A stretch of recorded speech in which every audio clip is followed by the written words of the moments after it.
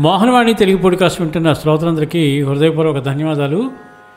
ఈరోజు ఈ 4వ షార్ట్లో మారీచుని యొక్క వృత్తాంతం గురించి షార్ట్గా ఒక్కసారి గుర్తు చేసుకుందాం. మారీచుడు హిందూ ఇతిహాసమైన రామాయణంలో ఒక ముఖ్యమైన అసురుడు, అంటే రాక్షసుడు. ఆయన జీవితం, పాత్రలు మరియు ధర్మానికి సంబంధించిన పరీక్షలు చాలా ప్రాధాన్యంగా చెప్పబడ్డాయి. మారీచుడు పరిచయం. మారీచుడు శక్తివంతమైన రాక్షసుడు. ముందుగా తపస్సు చేసి వరాలను పొందినవాడు.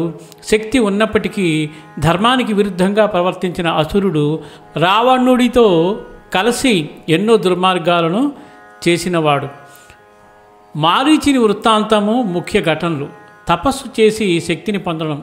మారీచుడు బ్రహ్మదేవుడిని తపస్సుతో ప్రసన్నం చేసి శక్తివంతమైన వరాలను పొందాడు. అతనికి మహాశక్తి రూపాంతర సామర్థ్యం లభించాయి. రామునితో తొలి పోరాటం. తర్వాత అతను శ్రీరాముడిని ఎదుర్కొని యుద్ధం చేశాడు.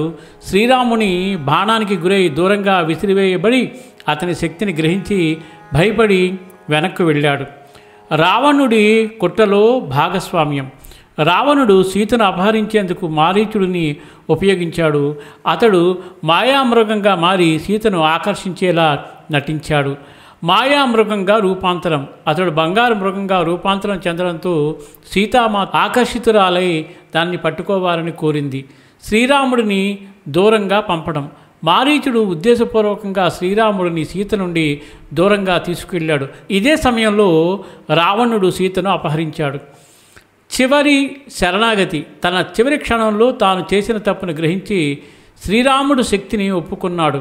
శ్రీరాముని బాణానికి గురై ప్రాణత్యాగం చేశాడు. మారీచుని పాత్ర ముఖ్యమైనది. ఎందుకు? శక్తి ఉన్నప్పటికీ ధర్మానికి విరుద్ధంగా నడిస్తే నాశనం జరుగుతుందని తెలియజేస్తుంది. తన తప్పును గుర్తించి చివరికి శరణాగతి చేసుకోవడం ద్వారా జ్ఞానానికి మార్గం చూపాడు. రావణుడి కుట్రలో భాగమే కూడా అంతర్గతంగా దేవుని శక్తిని ఒప్పుకున్నాడు. మాయా, లోభం, అసత్యానికి లోనైతే కలిగే పరిమాణాలను తెలియచేస్తాడు. మనకు నేర్పే విషయాలు. శక్తి ఉన్నంత మాత్రాన అది సరైనదిగా ఉండాల్సిన అవసరం ఉంది. లోభం, మాయలు జీవితాన్ని ప్రమాదంలో నెడతాయి. చివరికి ధర్మాన్ని గ్రహించి శరణాగతి చేయడం ద్వారా శాంతిని పొందవచ్చు.